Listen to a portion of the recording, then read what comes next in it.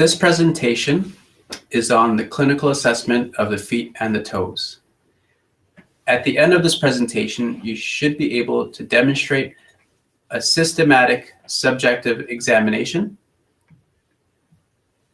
and also demonstrate a systematic physical examination involving observations, joint range of motion testing, special orthopedic testing, and palpations.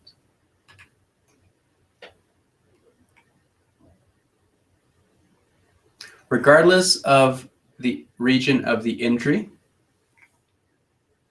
you'll be asking general history questions along with specific history questions for the involved region of the body. The specific history questions for the feet and the toes that we will go over are categorized into other acute injury questions and acute and chronic injury questions to include. If the injury to the foot or the toes is acute, it's important to ask whether or not the patient heard a sound such as a pop or a crack,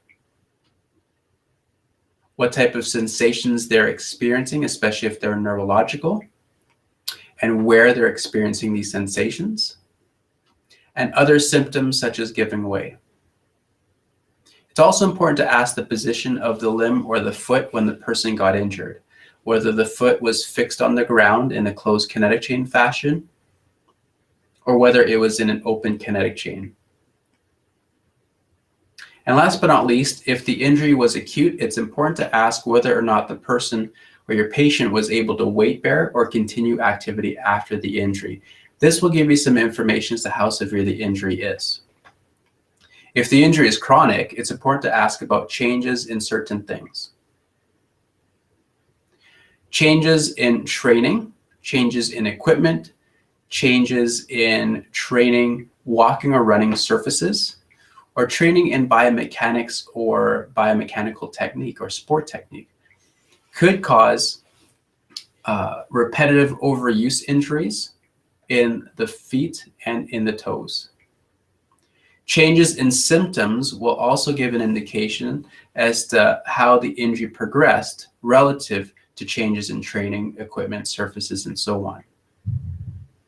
Other questions to ask if the injury is chronic is if the injury caused a change in sleeping position or sleeping posture.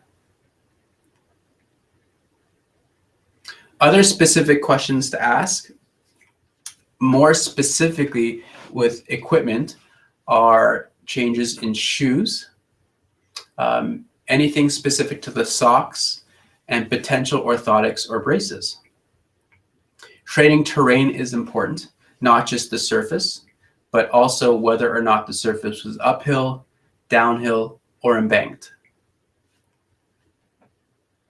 Changes in training, whether or not the person or your patient included a warm-up or a cool-down or did not, also may affect the development of a chronic injury. How the symptoms change with activities of daily living is also important. Activities of daily living including walking, jogging, running, going up and down stairs, and jumping. It's also important to ask, especially for chronic conditions, if there's any symptoms coming from the knees or the lumbar spine as well. The next part of the presentation will look at things to look at from an observational standpoint that may contribute to the clinical impression. Pes Planus and Pes Cavus are terms that refer to flat-footedness or a high arched foot.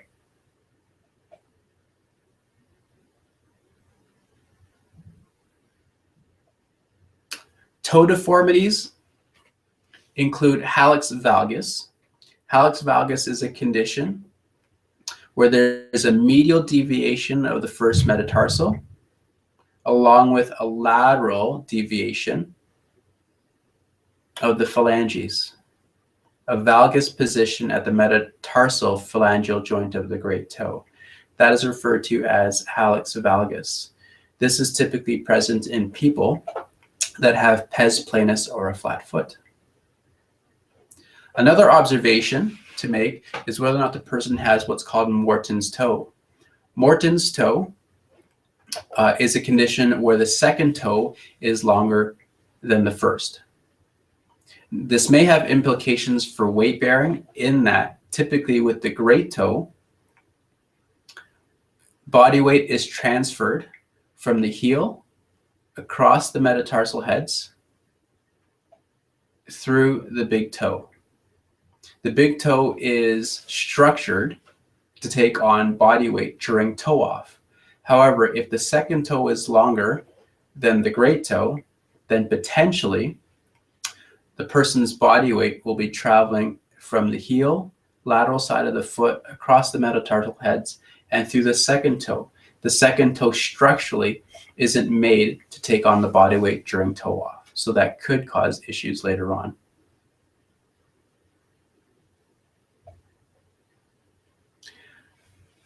There are several toe postures to be aware of that could be resulting from an injury or could lead to an injury. Hammertoe is a condition where the proximal interphalangeal joint is in a flexed position while the distal interphalangeal joint is in an extended position. Similarly, with claw toe, the proximal interphalangeal joint is also flexed. However, the distal interphalangeal joint is in a flexed position rather than in an extended position. In a situation with mallet toe, the distal interphalangeal joint is in a flexed position because the extensor tendon that attaches onto the distal phalanx has been ruptured or has been avulsed off the bone.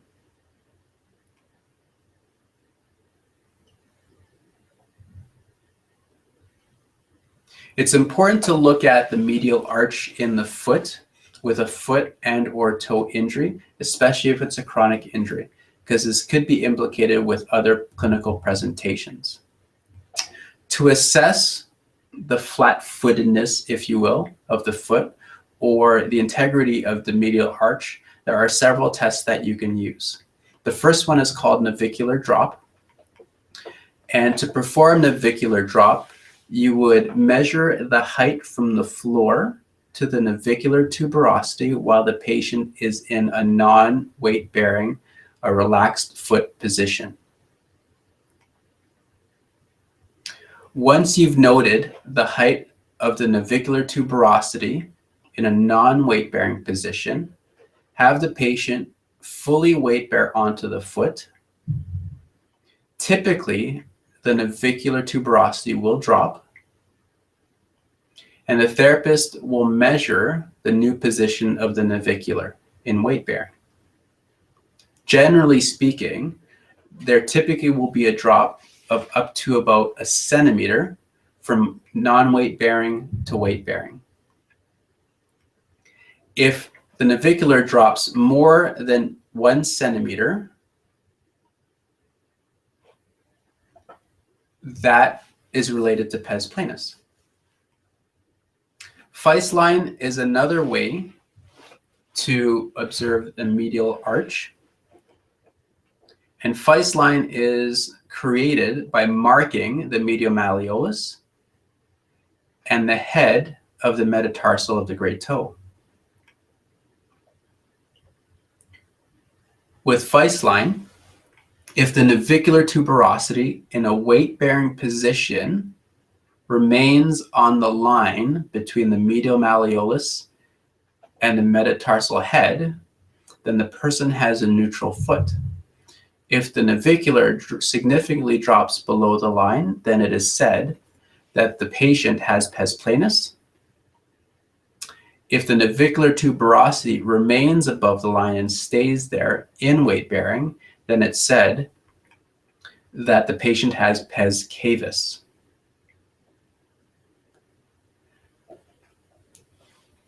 For more information on navicular drop, here are 2 videos that you can watch that will describe how to measure navicular drop.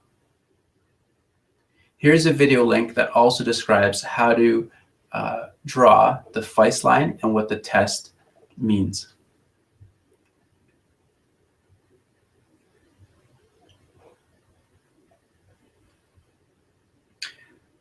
To get some information as to the alignment of the bones of the foot, the calcaneus, the talus, and the tarsal bones relative to the tibia and fibula, it's important to make sure when doing this, there's a baseline. The baseline generally is keeping the talus in a neutral position. The neutral position of the talus occurs when the bulge of the corners, the anterior corners of the talus on the medial and lateral side are even. So to determine where the talus is or what position the foot is, where the talus is neutral, there are two ways to do this. In a non-weight bearing position, you would palpate the medial and lateral talar head with one hand. Where you would palpate the medial and lateral talar head is slightly anterior and inferior to either malleoli. With the other hand, hold on to the fourth and fifth metatarsals and gently push the foot into dorsiflexion. Once the foot is in dorsiflexion, use the hand that's on the fourth and fifth metatarsals to move the whole foot into pronation and supination until the talar head between the index finger and middle finger and the thumb is centered. Here's a video link that describes how to do this test. Another way to figure out whether or not the talus is in a neutral position can be done in a weight-bearing position. You would palpate the medial and lateral talar heads as you would in a prone position, but do this in a standing position. And you can either have the patient rotate their trunk from left to right, and what this inherently does is it causes a pronation and supination at the foot. As the patient slowly pronates and supinates, palpate the talar heads and tell the patient to stop pronating and supinating when both the medial and lateral heads feel centered. The position that the foot is in when the medial and lateral talar heads are centered is the position of the foot when the talus is in neutral. This will have implications for the next observations. Again, there are video links that describe how to determine a neutral talus in a non-weight bearing and in a weight bearing position. Once you have the talus in a neutral position, observe the alignment of the calcaneus by using a line that bisects the calcaneus on the posterior side. This will tell you the orientation of the calcaneus or rear foot relative to the tibia.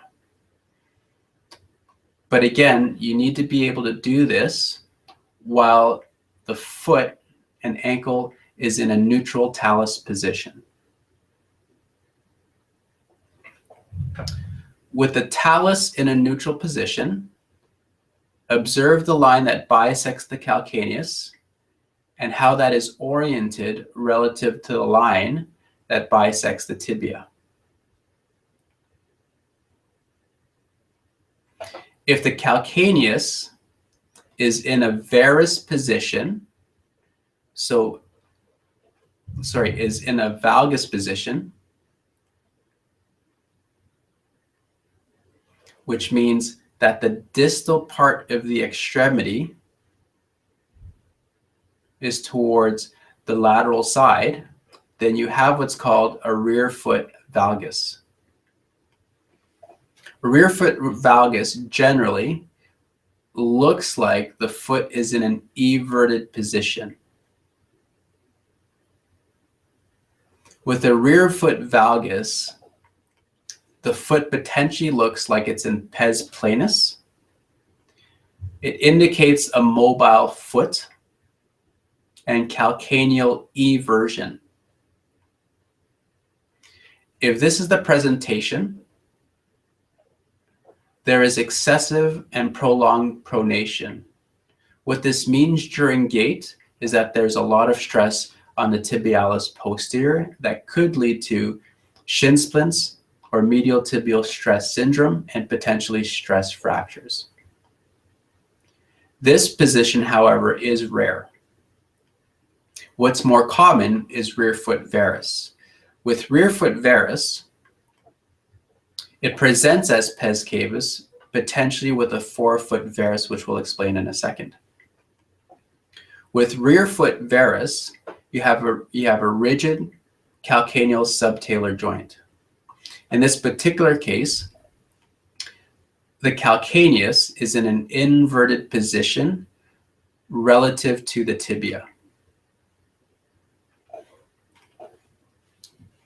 This is rear foot varus. This is your tibia, it's your fibula, and your calcaneus is in a varus position. When this happens, there's pronation that occurs, and with pronation, with a foot that has a rear foot varus, the medial side of the foot drops into pronation relatively quickly. For further explanation and demonstration of rear foot valgus and rear foot varus, here are two links that will help with the discussion. Forefoot valgus and forefoot varus are also evaluated with the talus in a neutral position. Forefoot valgus refers to the line of the metatarsal heads.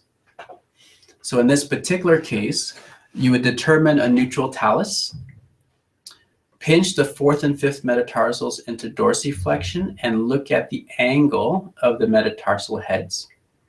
If the angle of the metatarsal heads is in an inverted position, then this is referred to as forefoot valgus, where the metatarsal heads are inverted when the talus is neutral. This is the medial side of the foot, and it will present as Pes Planus. When this happens, there's usually earlier supination during heel strike, and the heel strike is a little bit more forceful. This video helps explain forefoot valgus. Conversely, with forefoot varus, the metatarsal heads will be in an everted position when the talus is neutral. This also presents as Pes Planus. When the patient lands on the outside of their foot, their whole medial side of their ankle caves in, causing excessive and prolonged pronation. Although it looks like Pes Planus, the forefoot is in a varus position. This video also helps explain forefoot varus and the implications of it. The next part of the presentation, we'll talk about range of motion testing. Again, in testing range of motion, active, passive, and resisted, you are looking for differences bilaterally in amount of range of motion, Enfield's production of symptoms, and amount of strength. So in the feet and the toes, at the tarsal metatarsal joints, flexion and extension. At the metatarsal phalangeal joints, flexion, extension, abduction, and adduction, specifically around the second digit. With the distal and interphalangeal joint and proximal interphalangeal joints, testing flexion and extension. It's the same ranges of motion you'll be testing in the feet and the toes.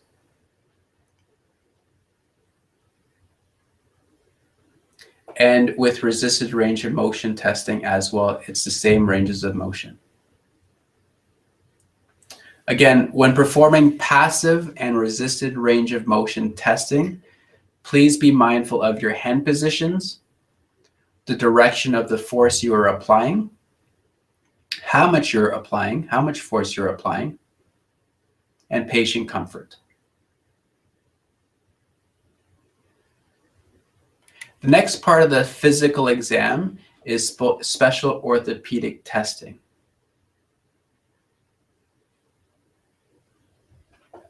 The windlass mechanism occurs when you have extension of the big toe, which causes a pull of the plantar fascia.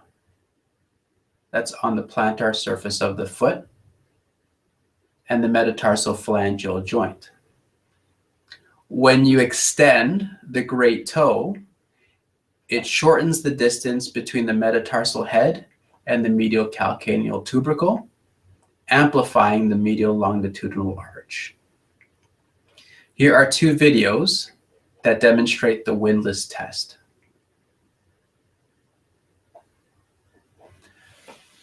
In performing the windlass test, it is important to observe the medial arch during 3 phases. Observe the arch in a non-weight bearing position. Note what happens to the arch when you go into weight bearing. And then also when the patient does a heel raise or plantar flexes. The next 3 bullets describe what potentially could happen during non-weight bearing, weight bearing, and during the heel raise. Depending on the sequence of events, this will determine whether or not the Pes Planus or flat-footedness is rigid or supple, in other words, structural or muscular, and whether it's involved with plantar fasciitis or irritation of the plantar fascia. So the first bullet, in non-weight bearing, the patient presents with no arch. When they stand, there is still no arch in the foot. However, when they do a heel raise, you can notice an arch and see if the patient complains of pain. If this is the case, then the person has Pes Planus, no arch, no arch. But the Pes Planus is structural, termed rigid Pes Planus, with plantar fasciitis.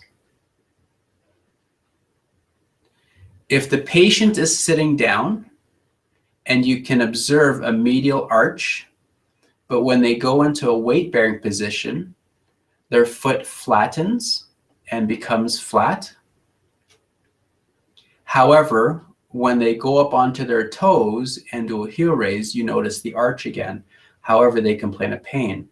In this particular case, structurally there's an arch, but when they weight bear, the muscles aren't strong enough to support the arch.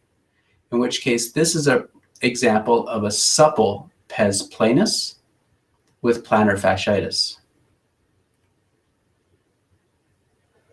Last but not least, this is a situation where there is no arch, non-weight bearing, so your patient is sitting down and you don't notice an arch. When they stand up, there is still no arch. And then when you ask them to go up onto their toes, there remains no arch and pain. In this particular case, it's a rigid Pes Planus because there's no arch in non-weight bearing. There is an absence of an arch in weight bearing. And because you go into plantar flexion, you're expecting the extension of the great toe and tib post to create an arch.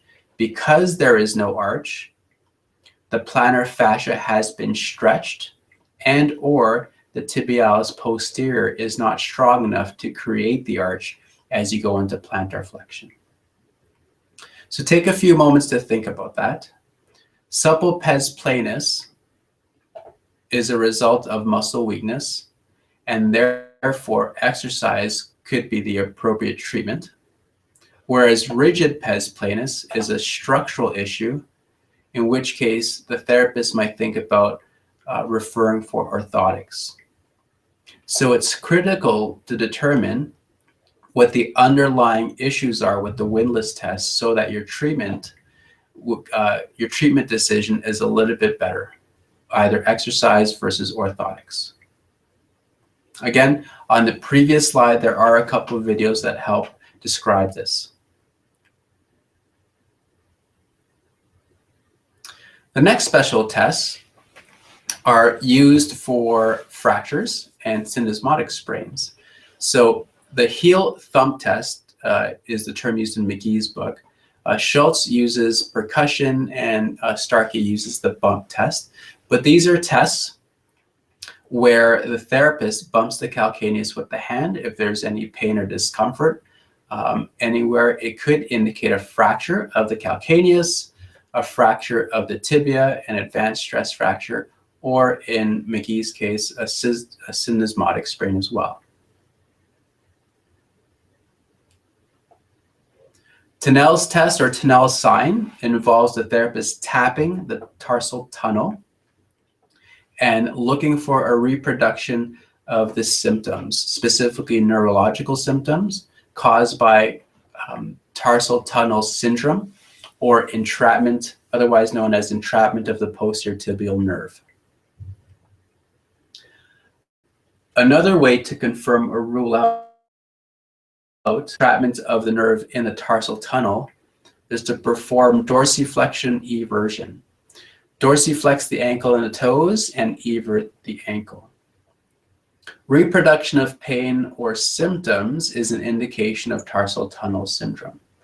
This is a video again that you can watch to help that helps demonstrate the dorsiflexion eversion test. Mulder Sign is a test that you can use to confirm or rule out intertarsal neuroma. The therapist squeezes the metatarsal heads and or pinches the interdigital space of the suspected neuroma. A positive test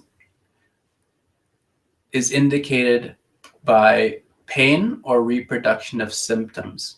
In some situations, the patient might report hearing a click, which could indicate a fibrotic neuroma. Again, here are some videos that demonstrate the Mulder sign. Here is a picture of the therapist squeezing the metatarsal heads while simultaneously pinching with the index finger and the thumb the space of the suspected interdigital neuroma. And this is Mulder sign. The last part of the presentation deals with the physical exam and the sites or structures to palpate if you suspect a foot or toe injury. Again, read through these lists of anatomical structures and know where they are and be able to palpate them if you suspect a foot or toe injury.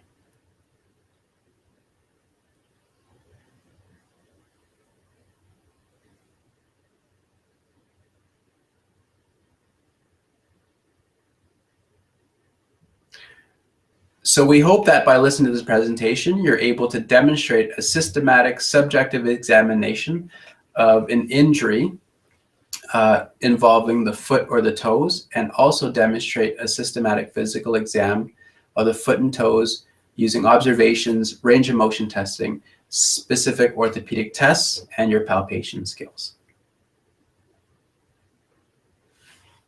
Thank you for listening.